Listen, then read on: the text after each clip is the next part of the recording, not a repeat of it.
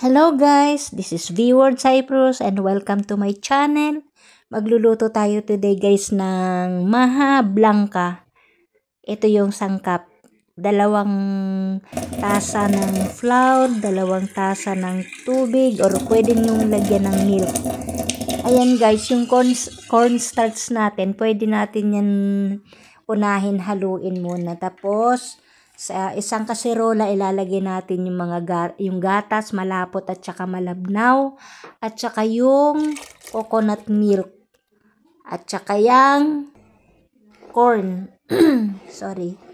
Bali hahaluin muna natin yan bago natin ilagay sa apoy. Sa mahinang apoy lang guys para hindi siya masunog sa ilalim. Kasi kailangan niya ng pagmamahal para maging maayos yung ating lulutuin. Kailangan natin siyang bantayan ng maayos.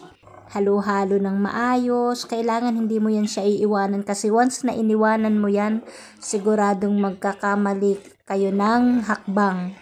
Dahil masusunog yung ilalim niyan dahil nilagyan natin sila ng cornstarch, kaya kailangan haluin natin siya ng haluin hanggang sa matapos guys ang padali diyan kasi cornstarch niya marami diyan eh.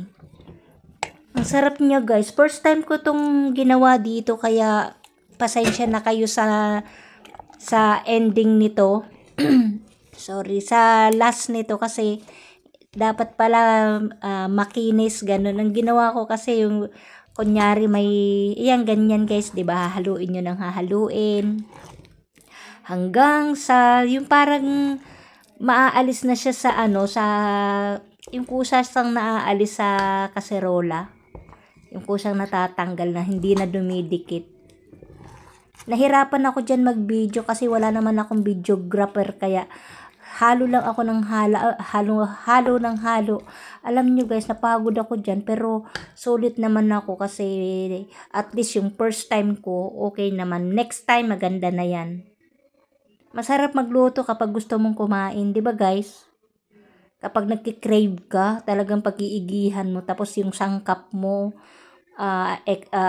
sakto. Kaya maraming salamat guys sa panonood ninyo. Thank you very much. Bye!